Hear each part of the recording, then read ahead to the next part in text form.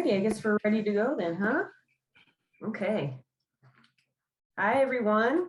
I'm Sophie. I'm the Visitor Experience and Program Specialist here, and I'm new to the team. I joined in July, so my first Spotlight Talk, and I want to thank you all for joining me today for this most recent Spotlight Talk, where we're going to be talking about the bedroom. And the reason we're going to be talking about the bedroom is because the theme of this year's CraftNow Philadelphia Symposium was environmental effects.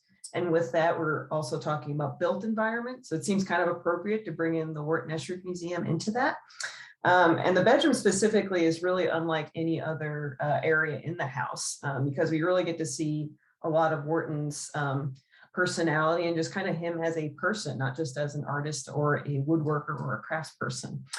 So it's really exciting for me to talk about it because I am also a woodworker and a furniture maker. As some of you in the talk already know, because I see some familiar faces out there. So with that, I think we'll just go ahead and get started. I see most of you have already muted, so appreciate that. And we can hold most questions until the end of the talk, or you can feel free to type in a question during and we'll get to it towards the end. So with that, I'll go ahead and get started. Share my screen here.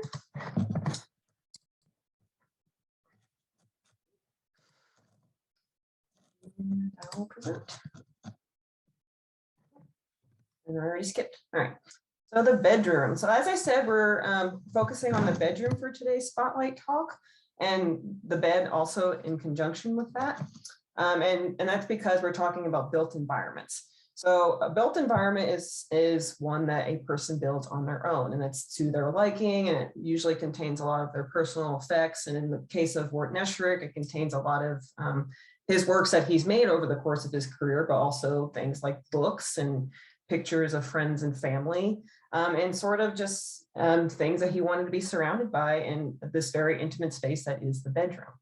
So it's really not unlike any of our bedrooms, really. I mean, formally, yes, his bedroom is like much different from maybe ours that we have at home, but it's really not all that different from the types of things that we would see in a bedroom space.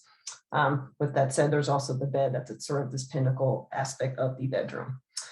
So before we actually walk through the actual bedroom space itself, I thought it'd be nice to actually talk about the outside of the room, or sorry, the outside of the building. So these two images are before the bedroom was an actual part of the space and then after. So the image on the left here was probably taken in the 1930s, since the garage space was here. So the stone portion was originally built in 1926 and was being used solely as a studio space at that point when he was living with his family down at the Sunnycrest property. And then the image on the right here, it depicts the wooden addition of the house, which was added in 1940. And then we can also see the north-facing dormer windows that were added roughly around that same time period. There are two sets of windows in this space. So there's a north side and the south-facing windows. And the south-facing windows were always there, but the north ones were added to add additional light into the space, I think roughly 1938. So that's just the outside of the space. We'll move on to walking up to that lovely spiral stair that we all know and love. So this is really the first time where you're greeted by a lot of Wharton's personal effects, is when you enter that bedroom space.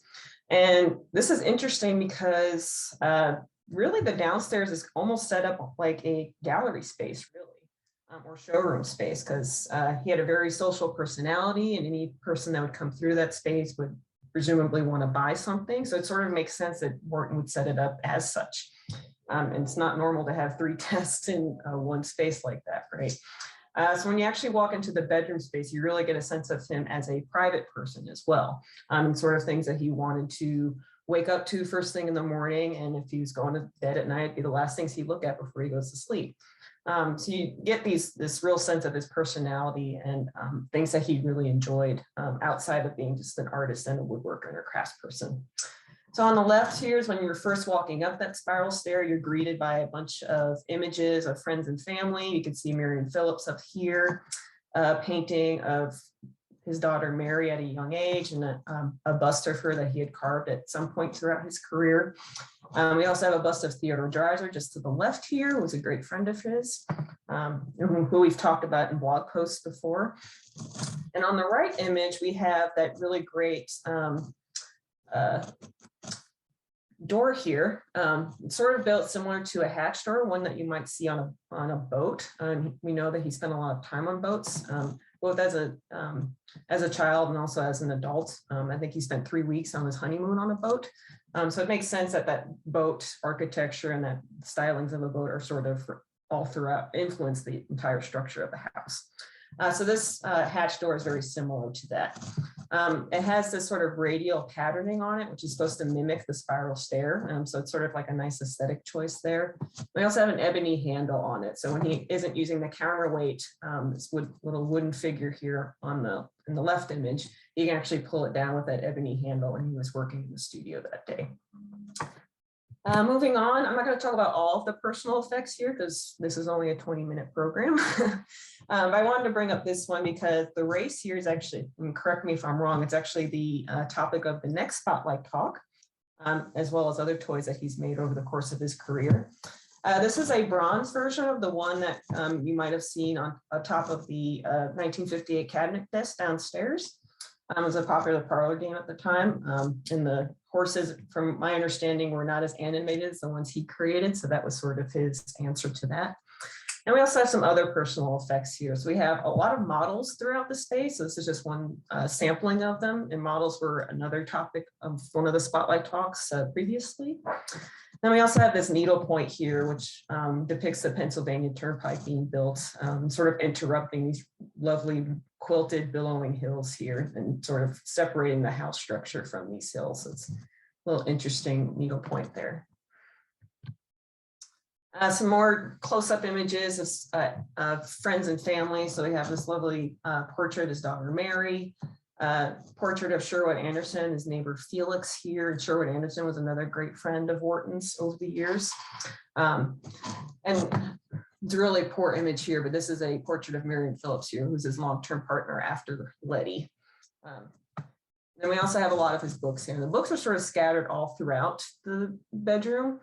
It's an area I kind of focused on a little bit because I thought the choice of books was really fascinating and sort of reflected what he was thinking about as a person in the world, but also as a contemporary artist. So I'm going to get into a little bit of that as we move forward. But this is the actual bedroom space if you hadn't already seen it or given tours through it or been on a tour through it. What I really love about this space, well, there's lots of things I love about it. But one thing I noticed right off the bat is this really large full-length mirror at the opposite end of the stair. And when you're first walking up the stairs, it's really hard to avoid it. So you're in a literal sense seeing yourself in the space, which I really love the idea behind. And even though this is in theory a private space, Wharton again was a very social person. So if he was bringing people up into this space, it's really easy for them to actually envision themselves in the space. So it's this real lovely mixture of private versus public space. And I think that's a really great interpretation of what we consider a built environment. So before I actually walk around the space, I have a couple of little segues here that were possible influences for Wharton. One definite and one is sort of me interpreting a little bit. So if we're looking up at the ceiling here, you can see that the architecture is quite strange because there's not really a straight line to be had anywhere here. And there's no clear delineation of the roof line here. And I think that was directly inspired by The Cabinet of Dr. Caligari, a film which was a pinnacle film of the German Expressionist art movement. And it's one that Wharton was very inspired by, especially with the garage and the wooden addition of the house. It's delineated by a lot of severe angles and sort of makes the scenery much more dramatic, and angles that are coming at it all sorts of different directions. And we get a similar structure inside here. And this interior structure was added in 1938. So previously it was being used as an attic space when it was solely the studio space. The bed was actually made in 1928 and added to that space. So you can, in theory, you can say that it became a bedroom at that time. And then the windows were also added in 1938. So very inspired by that film, which came out in 1920. And moving on, I've noticed that a lot of his books were monographs of various artists, and a few of the books were those of the works of Van Gogh. So in thinking of Van Gogh's work, I thought of his painting of the bedroom. I thought the similarities between these two images were so stunning to me. Just formally speaking, we have a bed on the right, chair, table, chair, bed on the right, chair, table, chair, right? So it's like a very great similarity there that I saw. But even when looking at other Van Gogh paintings, he dealt with a lot of, especially in interior spaces, severe angles, right? And sort of this reinterpreting of the interior space and even outdoor spaces. And Wharton was thinking about those same things as well. And in Van Gogh's painting, we also see this particular bedroom space was one that was solely his at that time. So he actually decorated the interior with a lot of his own works, which is the same thing that Wharton's doing in his space too. So there's actually a lot of similarities there as well. So I just thought that was a really interesting little segue there. All right, moving on. So here are those north-facing dormer windows, which again were added in 1938 to add more additional light to the space. The Sophie here was originally made for the Curtis Bach Library alcove, but it was didn't quite fit their needs and it wasn't quite comfortable for them. So it was added to the bedroom space after it returned from the 1940 World's Fair. And it sort of gives you a nice little transition into that side of the room. So there's actually a nice little circular flow going through that bedroom, which I find really interesting as well. And we also have the 1940 World's Fair chair right there, which we did another spotlight talk on. So you're welcome to watch that as well. Oops, skipping ahead. And then we have the east facing wall. Here we have the lovely chest of drawers here, which is currently holding some paperworks. But it has open face drawers, which I thought was really interesting. Because usually you think of drawers as a means of maybe hiding some items, or maybe we all have a junk drawer, right? So we kind of tuck it away in the junk drawer. So having these open face drawers kind of forced Wharton to be very neat and tidy with all of his clothes and things like that. And I think the quote goes that he would be able to take the blue shirt out without messing up the yellow and green ones. So it sort of forced him to be a neat and tidy character, even though it has these doors that can easily hide everything away. Then we have some other personal effects here, which I'll get into as well. Here are the books that rest above that chest of drawers. This is just a small sampling of the ones that I thought were kind of interesting, but we have some more contemporary artists like Rodin, who's slightly before his time, but worked primarily in figurative sculpture and pertaining to bronze casting particularly. And then we have Raphael, which also was a figurative artist, but would be considered a classical artist, I suppose. Albert Durer was a printmaker primarily, that did these almost hyper-realistic prints of mostly figures and maybe some like biblical or mythological stories. Excuse me, all over the place, I'm sorry. We have one example of a Theodore Dreiser book, which again, he was great friends with. So it's lots of Theodore Dreiser and Sherwood Anderson throughout the bedroom space, and the Van Gogh books on the very right there. That's just one sample of the Van Gogh books. So I think too, particularly pertaining to Dreiser and the Sherwood Anderson books that are throughout the house, I think he also, because he was this very social person, I think he wanted to surround himself with his friends and family, in essence, sort of keep the party going, even when he was retiring for the night. So I think that was sort of a nice sentiment as well. All right, moving on, I wanted to talk about these two pieces in particular. So I'll start with the top image, which I've actually gotten questions about when I've given tours. One was kind of critical of this painting in a not very nice way. And upon further research of it, there's actually a very sweet story behind it. So it was the painting itself was made by a 9-year-old girl whose family had acquired a lot of Wharton's works over the years. So her thought was that because she had so many of Wharton's works, that he needed to have one of hers. So she actually made this little painting for him, and he created the frame to fit around it. So, and it sits on a very high place in the bedroom. So it's a very sweet little story. We have the Holzhausen print here, the curtains of which we've talked about recently, I believe a spotlight talk. I'm not quite sure about that. And then we have a tapestry, which was made by his daughter Mary, I think when she was 8 or 9 years old, so a young child. And the image here on the right is of Mary, made by Julius Bloch. And he was a realist painter, and actually had a very similar, well, actually the exact same education as Wharton, but in slightly different time periods. He's a German-born painter, but moved to Philadelphia at a young age with his family, and went to what is now University of the Arts around the same time Wharton did, and also went to PAFA more or less the same time Wharton did. And they became very close friends and neighbors. But I wanted to include that because it's sort of aligned.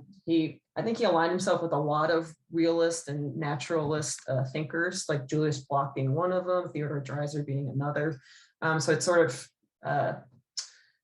paints a better picture of Wharton as a person as well, and what he was thinking about in that time period. Now on to the bed.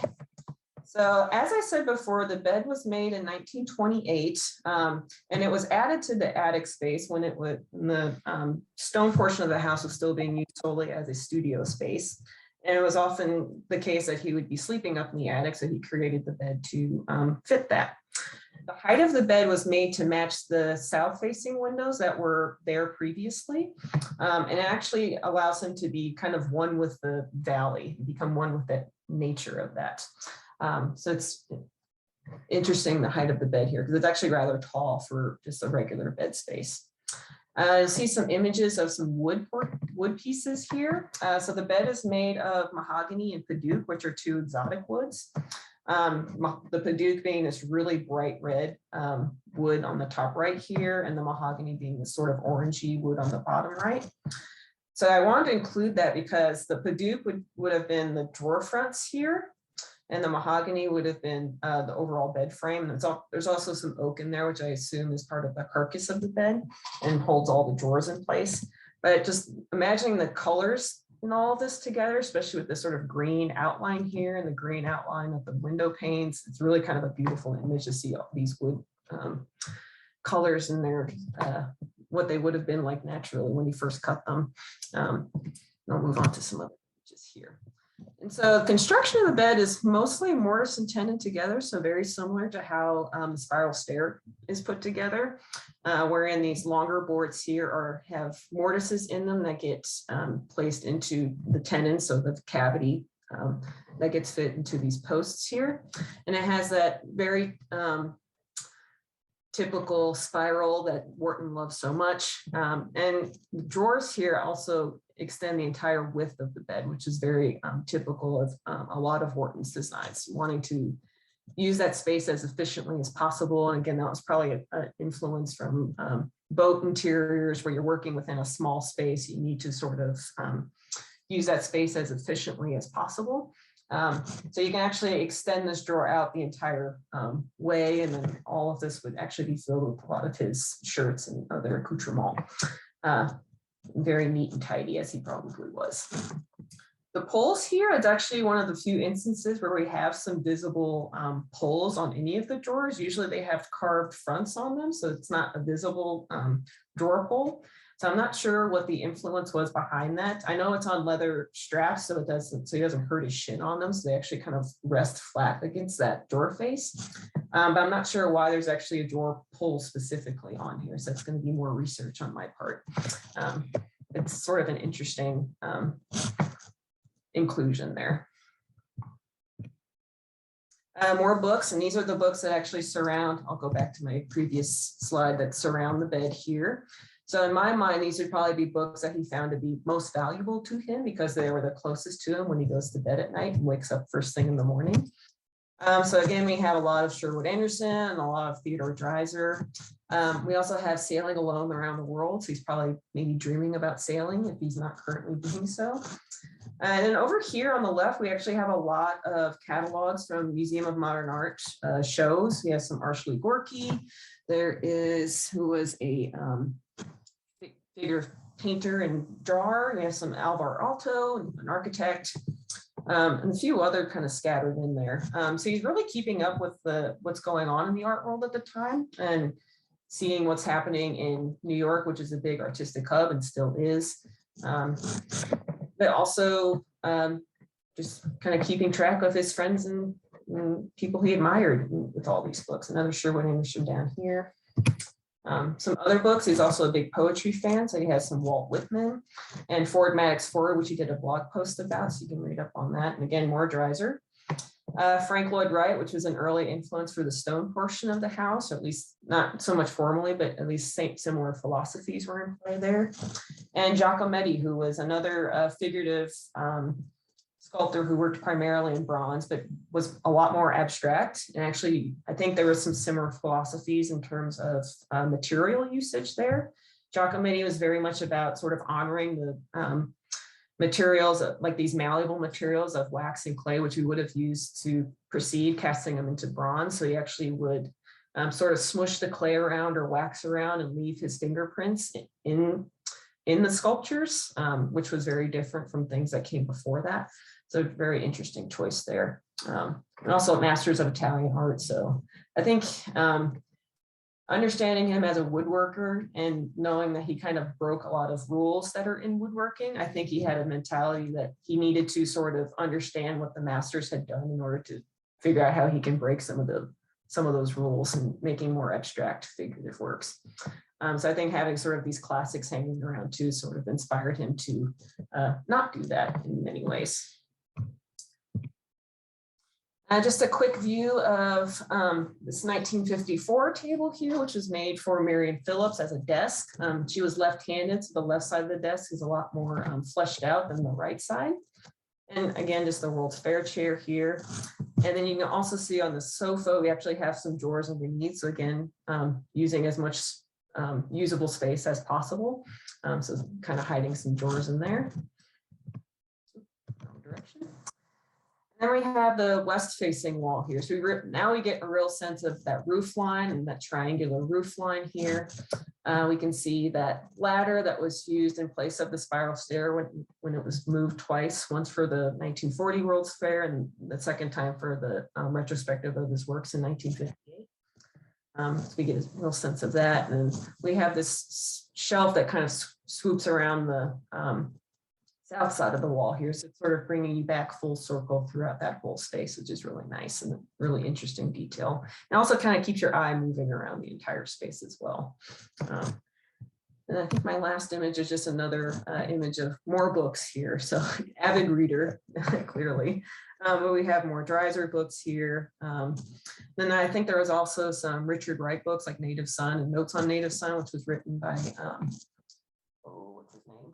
Well, in case, but so also keeping up with what's going on from a social standpoint at that time, like growing up or being around for 1960s, 1950s, and post World War II societal changes at that time. I think he was very much aware of all of that and maybe formulating his own opinions on what's going on about all that. And really aligning himself with these sort of people who wanted to right social injustices. I've just more research to be had on this certainly, but this is just a general overview of the bedroom that we don't normally get to talk about. So I have no idea where I am on time, but that's about all I have. So we can open it up to questions and I will stop sharing my screen if I can figure out how to do that. Let's see, can you do it? Can you do it? Okay. I don't know if I did it.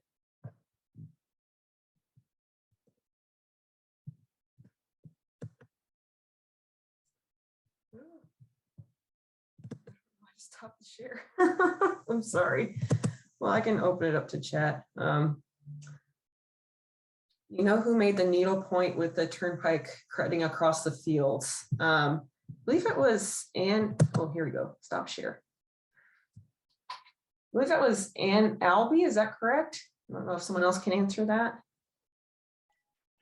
I think that's right. I'll just chime in to say it was the Albee family was a nearby family, and she had. I think the story I heard was that she did that sort of while she was on vacation. Like she was basically making a gift for him that he was not happy about, which was the installation of that turnpike. But yeah, Mrs. Albee. The story I heard was that the turnpike was going to be going through their property, and she didn't want to have to be around to see it happen or take place. And so she asked Wharton to do a needlepoint design for her to keep her mind busy while she was away. Mhm. And what did he do for a design but the turnpike going through the property? That's his sense of humor, right? His sense of Yeah. humor, yeah. Mhm. That's right. Thank you, Gay. Next question is there a complete inventory of his library available? And I believe the answer is no, at least not yet. I've just been, me personally, I've been kind of keeping a mental inventory of all the books that are up there, but I think that's a part of our ongoing inventory process. Is that correct? Yeah, so we do have, Okay. I don't know that it's comprehensive. Every last book has been accounted for by any means, but we have a wonderful volunteer who is now on our board, Ron McCall, and he did a great deal of work kind of assessing what was on those shelves, and even some work in trying to understand which, you know, he has a bunch of these books, you know, like you said, Dreiser and Walt Whitman, and, you know, kind of getting a feel for who his favorite artists were. I don't know that that's available anywhere publicly, but if anyone were doing research and interested, I think we can supply some of that information. And another question is, what's the significance of the slanted board at the foot of the bed? Well, it's actually a old wood block that was used for a poster design for the Hedgerow Theater. He's actually repurposing it as a headboard, which I believe is what you were referring to. Yeah.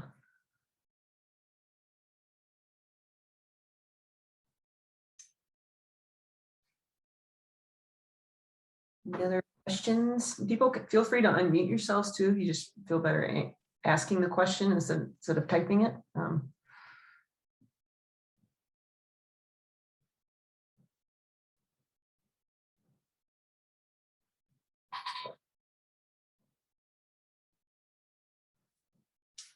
Emily just posted a link to a hints about the literary life. So a little bibliography there for you, if anyone's interested. All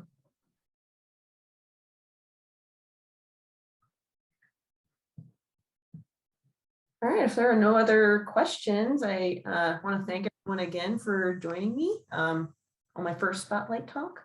I appreciate it. And yeah, we hope to see you again for the next one when we're going to be talking about the race and other toys that Wharton's made. So we'll see you again soon.